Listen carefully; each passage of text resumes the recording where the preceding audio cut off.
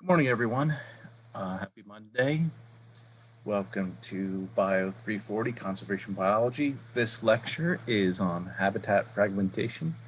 It's a two-part. This first part is going to introduce you to what habitat fragmentation is and some of the consequences.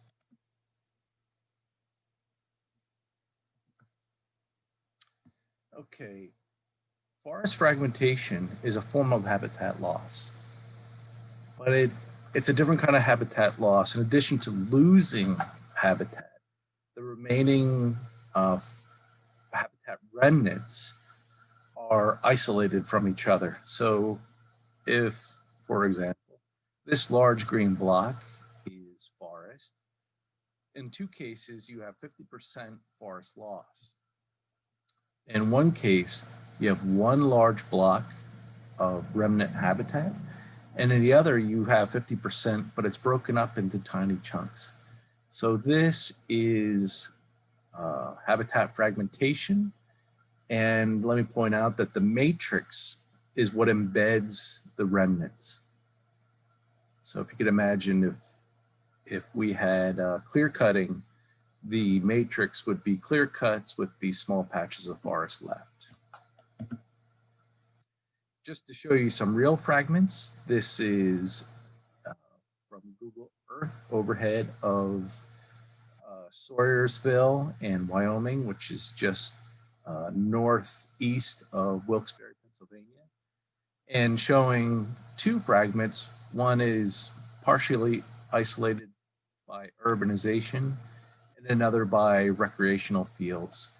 And this other fragment over here is isolated pretty much by recreational fields. So you can see a ballpark, and these are soccer fields. And this is the 44 airport.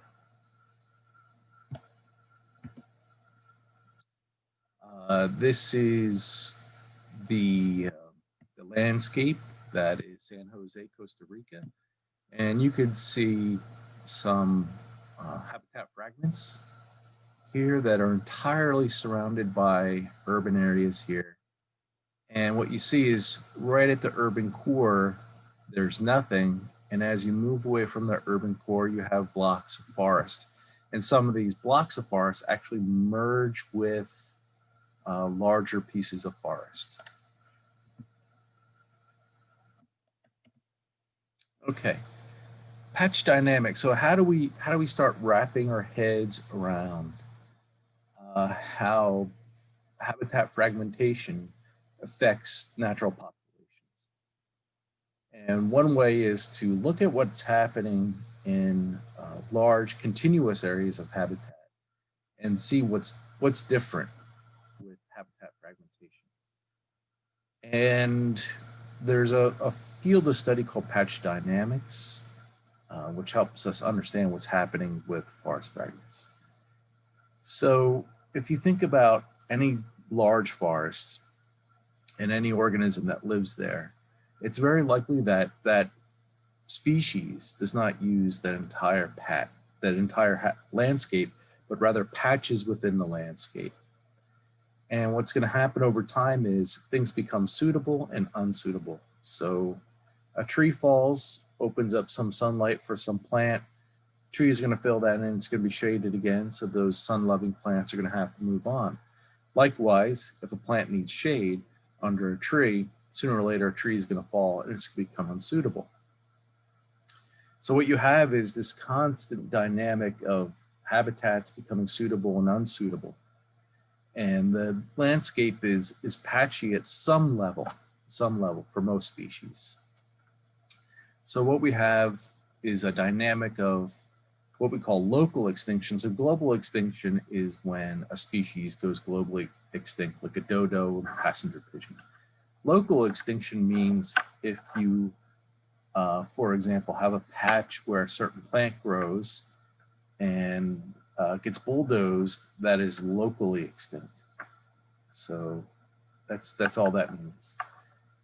A colonization event is when it's empty and then something moves there.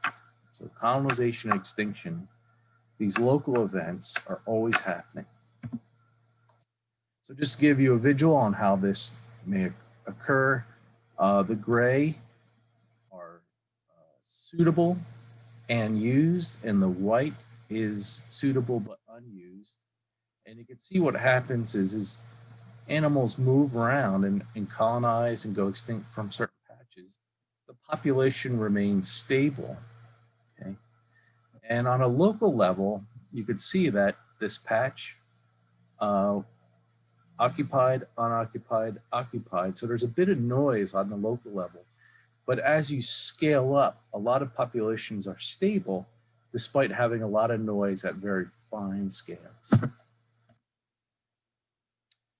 So if we look at what's actually happening, the mechanisms that are involved in patch dynamics, it involves the movement of animals from one habitat patch to another habitat patch. And like I said, the stuff that occurs around the habitat patches is the matrix. So very unlike the movie, this is something that can easily be observed, right? So this would be, you can imagine if we're in San Jose, this might be all urban. If we're in Pennsylvania, you might have a cornfield and you have just a patch of forest left for some whatever reason. But it's the movement in the matrix that makes this dynamic possible. So let's summarize what we know so far. Natural landscapes are patchy, so they have good areas and bad areas. In a natural landscape, the matrix is not impassable.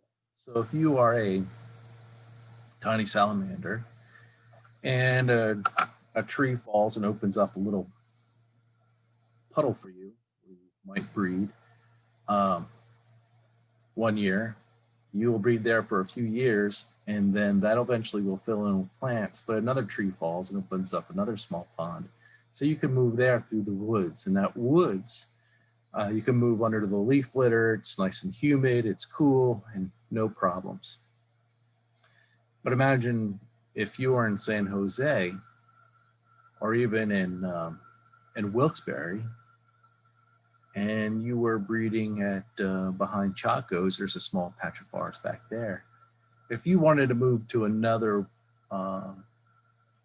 patch, you'd have to move through an urban area. And for a salamander, that might be impossible. So if you know the roads heat up during the day and they can stay toasty, and then there are roads, so there's of course cars and people, sidewalks, there's lots of cats, there's rats. So moving among patches in an urban landscape is particularly difficult. So that would be the difference between just plain old patchiness that's natural and forest fragmentation or habitat fragmentation. So again, if you could imagine being in a patch down here and then trying to colonize this patch, the question is, could you move from one patch to another? Okay. And there's been quite a bit of study now into how organisms are able to move. Not enough research, by the way, about how organisms move in these patchy landscapes or fragmented landscapes. So if you look at blue jays, it's probably not a problem for blue jays. They can just get up and fly. Redback salamander, one of the more common salamanders in our area, probably would have a very difficult time moving from one patch to another. A red fox may find it kind of difficult, maybe at 2 a.m. while everybody's sleeping. They could run down the street and colonize patch. Red oaks. So if you think about pollination, so if we're just thinking about gene flow, the movement of pollen from one patch to another is probably not a problem, because wind-borne pollen, we know, moves pretty readily with wind, right? So, but let's say acorns, what you would need is a squirrel to take an acorn from that one patch, run down the street without getting hit by a car, and plant it in the other. So there may be some gene flow of pollen, but not necessarily with acorns. Although squirrels do weird things with acorns, so you never know. Then common buckthorn is an invasive species. It's bird dispersed, so produces this fruit that looks delicious to birds. It's actually not very good for them. So they'll eat it, and then since birds fly, the buckthorn actually finds it very easy to move from one patch to the next. So it's eaten by a robin, the robin leaves, goes to the next patch, defecates, and there you get common buckthorn, which is now everywhere. Okay, so we have patch dynamics as one sort of thing to keep in your head is populations persist by moving around. And what about the size of the patch? We have this thing called species area relationships. That is, what is the relationship between the number of species and the area sample? And what you can do is just within contiguous habitat, just look at what does the size of the sampling area, how does that affect the number of species you sample? So if you could imagine going to this little patch here and just surveying what birds are there. And maybe it's an upland site, there's no streams, no ponds. And so you're gonna sample birds that like uplands. And let's say you sample this area, which has a small stream. So you're gonna maybe sample and increase by a little bit the number of species. And let's say you're gonna sample here, and this has an open patch. So now you have fields, forest, and a stream, and so on. And as you get larger and larger, you're just gonna grab more species. And what that commonly looks like, not always, and exceptions are interesting, but commonly what you'll find is at some point you're gonna not sample anything or very few things. And then at some point you're gonna ramp up, and as you sample larger habitat, you quickly accumulate species. Okay? And then at some point, what happens is it doesn't matter how big you get, okay, this is area at the bottom, you're not gonna sample many more species. It's gonna level off. At some point it has to level off because you're sampling the species pool. And the species pool is simply all the species you could possibly sample, okay? So within Northeast Pennsylvania, there's really a set number of species that breed there regularly, okay? So it doesn't matter if you sampled all Northeast Pennsylvania, you would certainly get that. But even as you scale down and start sampling smaller areas, you'll still get that species pool. But at some point, your sampling size will get so small you may not capture everything, and that declines all the way down to the smallest plots that you sample. So we can of course quantify these relationships, okay? Where if I'll give you two forms of the same equation where species equals a constant times area raised to the z. And the z is called a z-score, which is really horrible term because there's also a z-score in statistics. We can log transform this to make it a linear model, okay? So this is nonlinear, this is a linear model, which means our terms are now additive, okay? There's no exponents. So if we log both sides, we get the log of species equals the log of the constant plus z times the log of the area.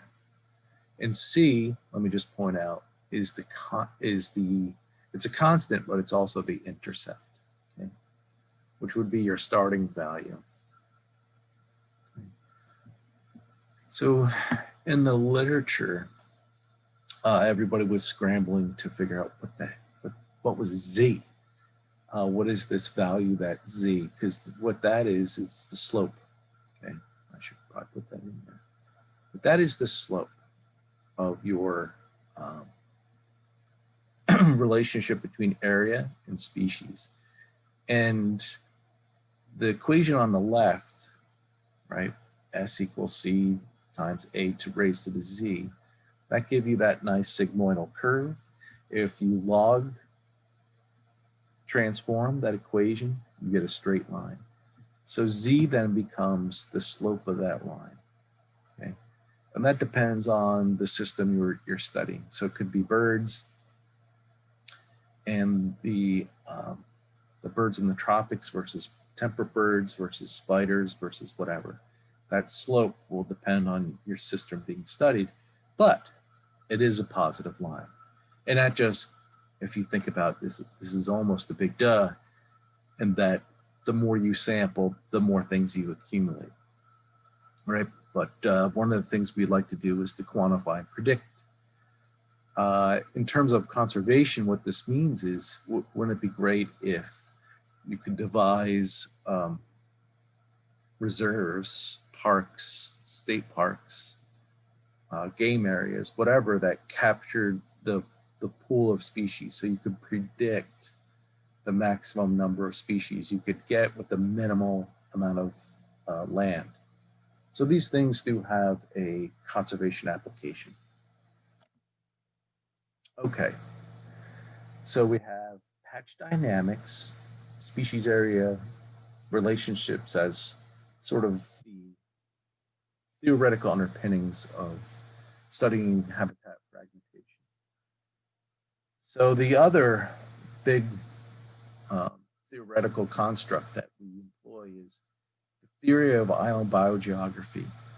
And the two people behind this was Robert MacArthur, who's on top, and E.O. Wilson is in the picture below at Harvard. They came up with a manuscript in 1968, and then a year later published their monograph, Theory of Island Biogeography, in Princeton University Press. This reminds me a little bit of Origin of Species, where Darwin and Wallace published a manuscript, and then the following year, Darwin followed it up with his, what he called his monograph, the book, Origin of Species.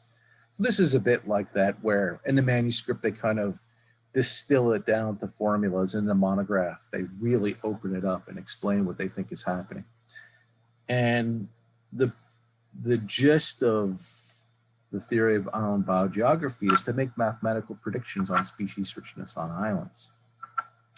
And I also like to point out is this is also the text where they outline the RDK life history continuance syndromes.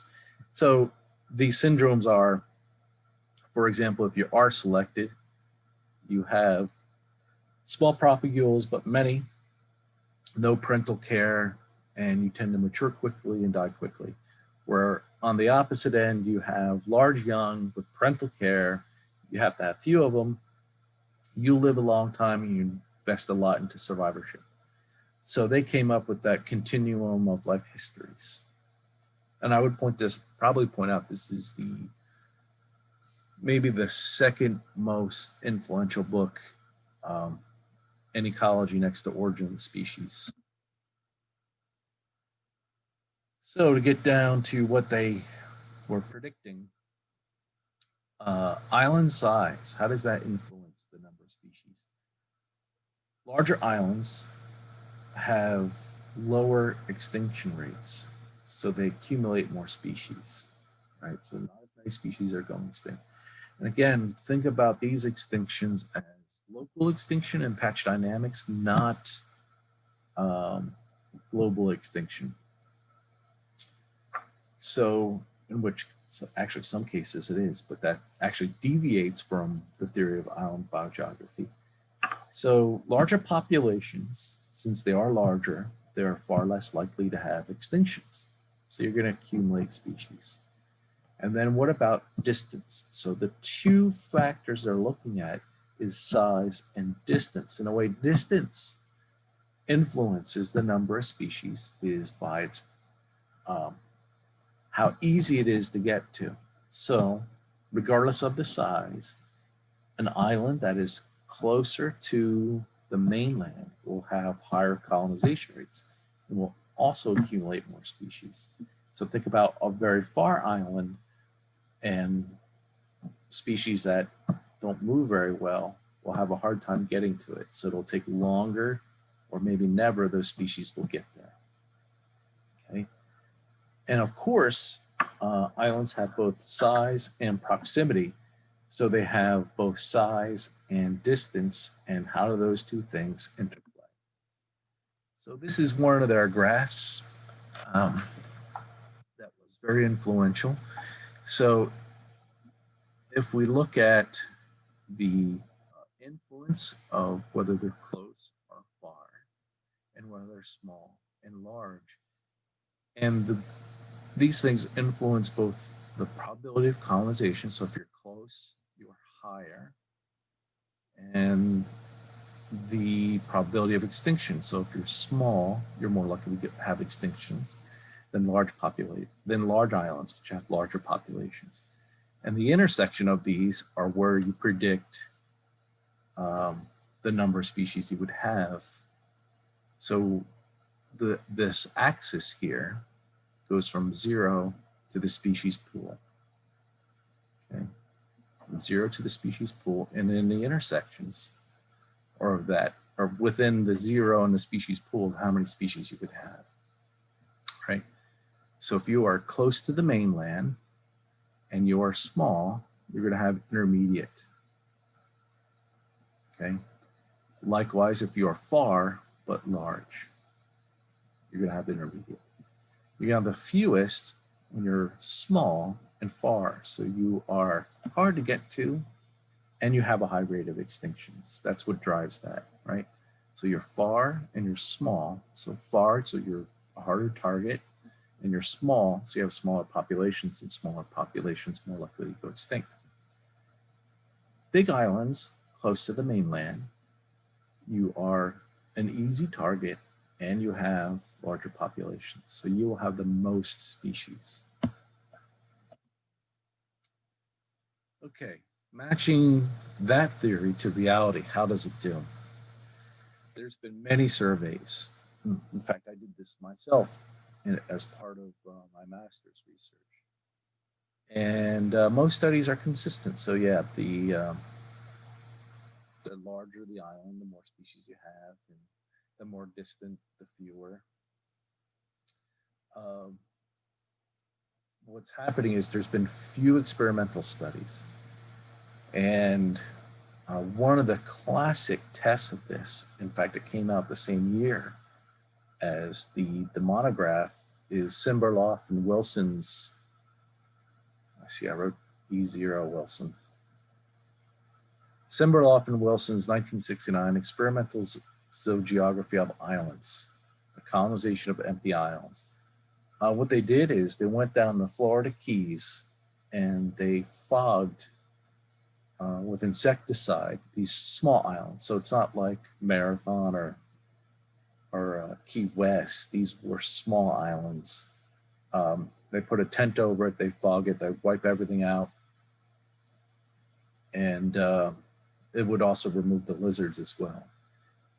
And they'd follow species richness, and they looked at who colonized, how quickly, relative to the distance from a source population. So a large island that would be considered the mainland, that, because it's all islands, right? So, but some islands are so big they contain the species pool. So they looked at distance and area, and the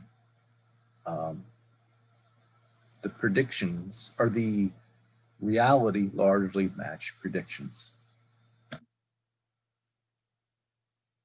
Okay, how does this translate to habitat fragments? So in other words, what if you don't have islands surrounded by water, but what if you have habitat patches that so you have forests surrounded by urbanization? So take that forest fragment in San Jose and a couple forest fragments. How does that match those predictions from island biogeography? And what we've discovered is what you don't have, and very difficult difficult to control these. The matrix, instead of just being water, so water is water regardless of where you are, but the matrix around habitat remnants is exceedingly important. So we know, for example, that if you just clear cut around the forest, it's going to have a very different makeup than habitat remnants surrounded by urban areas.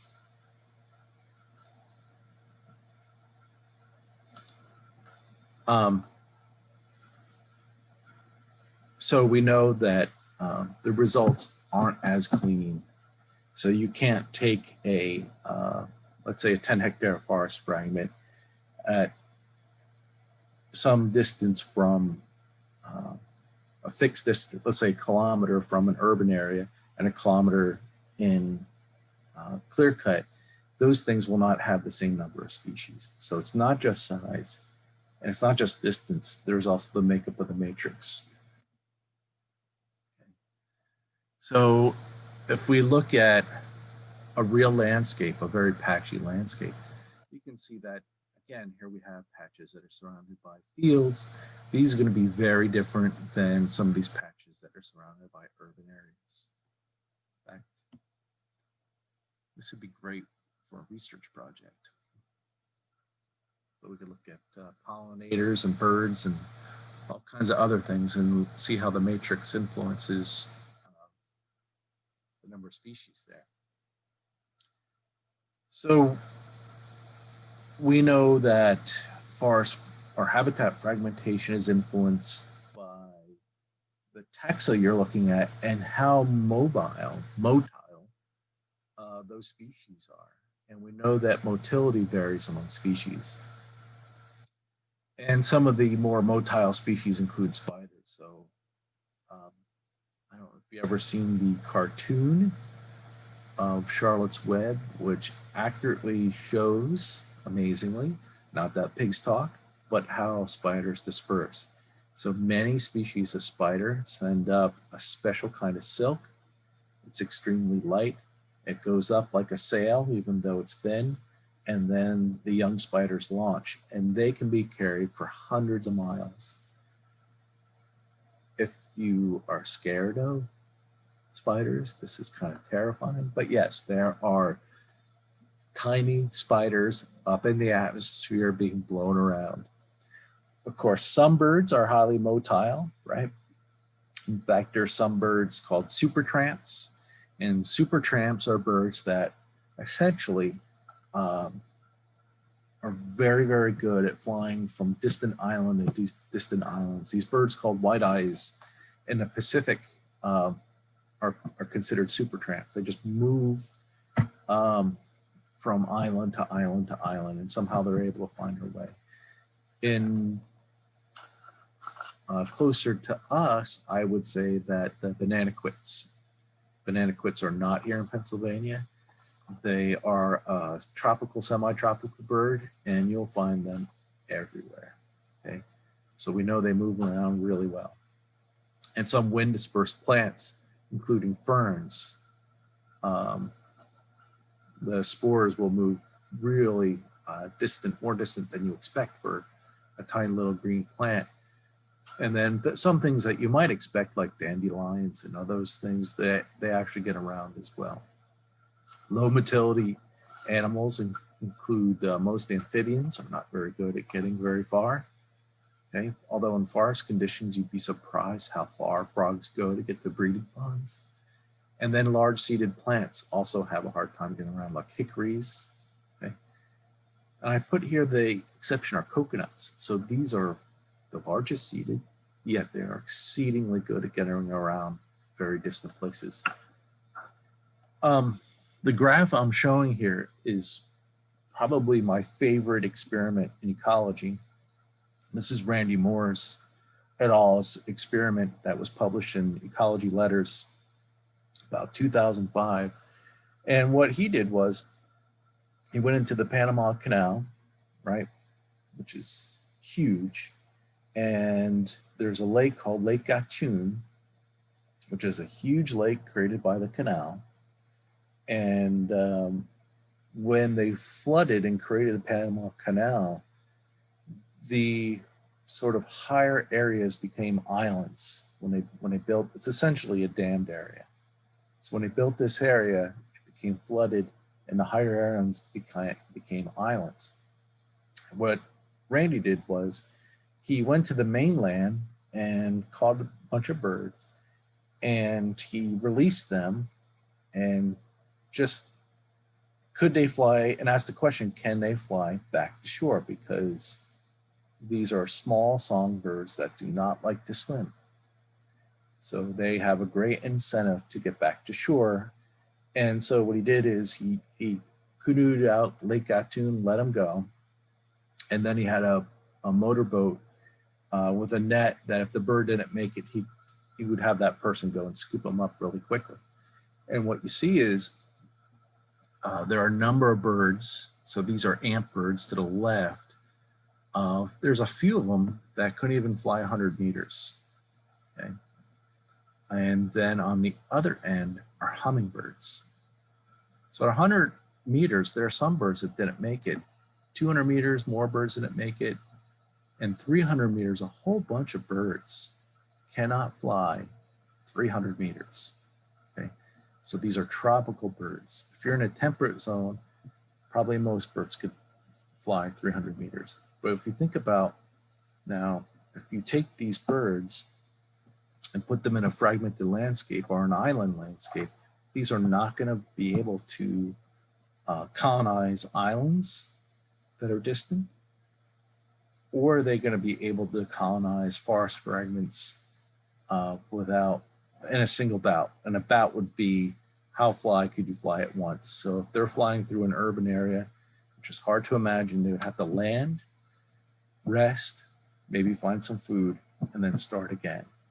So the experience of a fragmented landscape is going to be very different for ant birds on the left than it is for hummingbirds on the right here.